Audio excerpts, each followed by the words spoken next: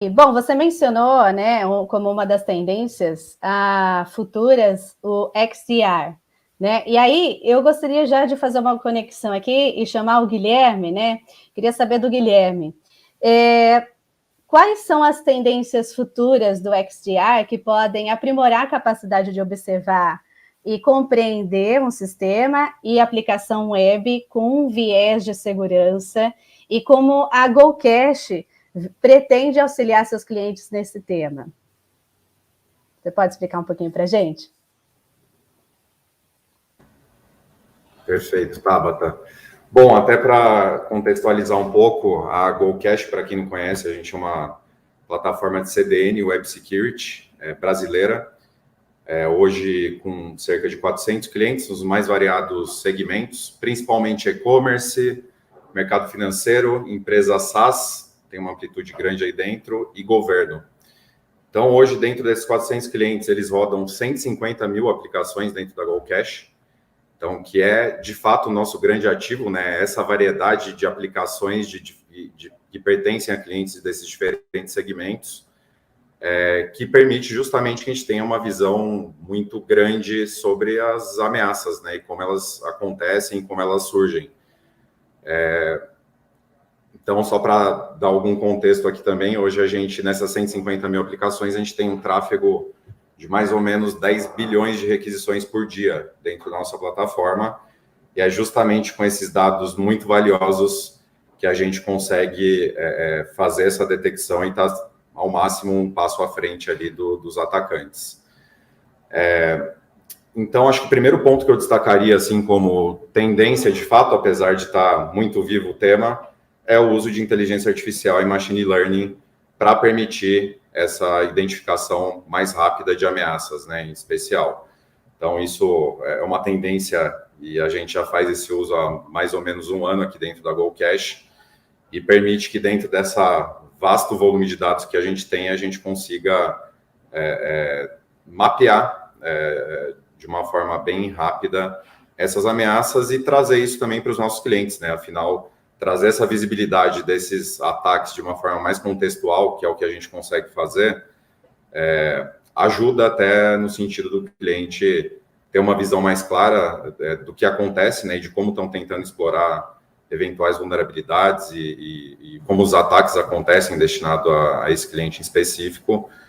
E também isso ajuda a elevar a boa prática dentro das empresas.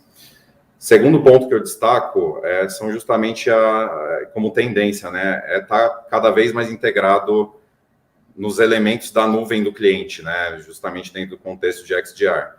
Então, hoje, a gente, numa posição só de borda, né, claro que tem uma correlação muito grande por a gente ter esse volume grande de diferentes aplicações, diferentes segmentos, está cada vez mais próximo da nuvem do cliente, né, é algo que aproxima muito e permite que a gente tenha uma outra visão que não só de borda, né. Então, hoje, uma prática absolutamente comum aí no sentido de nuvem são justamente as Cloud Native, que de um lado permite mais produtividade, mas ao mesmo tempo elas trazem mais partes móveis para essas aplicações, como container, microserviços, function as a service. E como essas partes móveis elas se comunicam entre si, uma vez que uma dessas partes ela é comprometida, isso se propaga para grande parte do ambiente da aplicação. Então, o XDR, nesse sentido, ele se faz muito necessário nessa parte mais micro, né, para trazer efetividade na segurança e a gente conseguir trazer todo esse aprendizado interno dentro da nuvem do cliente para a borda. Terceiro e último ponto que eu destaco é o avanço na capacidade de avaliar o comportamento de usuário. Também é muito importante. Por muito tempo, a estratégia para a segurança em aplicações web, elas basicamente era diferenciar tráfego humano de tráfego automatizado. Porém, com esse avanço de arquitetura que eu citei anteriormente, e a tendência de integração dessas aplicações de diferentes empresas, como, por exemplo, a nova economia de APIs ou no Open Everything, o tráfego automatizado ele passa a ser cotidiano de boa parte dessas aplicações. Então, agora se faz necessário não apenas diferenciar o tráfego humano do automatizado, mas o bom tráfego automatizado do mau tráfego automatizado. E, por fim, só para complementar, algo como a gente traz todo esse aprendizado e essa evolução para os nossos clientes, né? No final das contas, hoje, acho que um primeiro aspecto, né, justamente nessa visão contextual que a gente tem dessas ameaças, é um trabalho muito em conjunto com o SOC das empresas que a gente atende. De levar esse insumo, essa informação mais rica para dentro desses SOCs e permitir uma correlação mais efetiva que, de fato, acelere o processo ali de detecção de ameaças e numa visão um pouco mais holística. E, no fim, acho que esses são os principais pontos, assim, que eu queria compartilhar hoje para vocês. Estou aberto a dúvidas aí também que o pessoal tiver.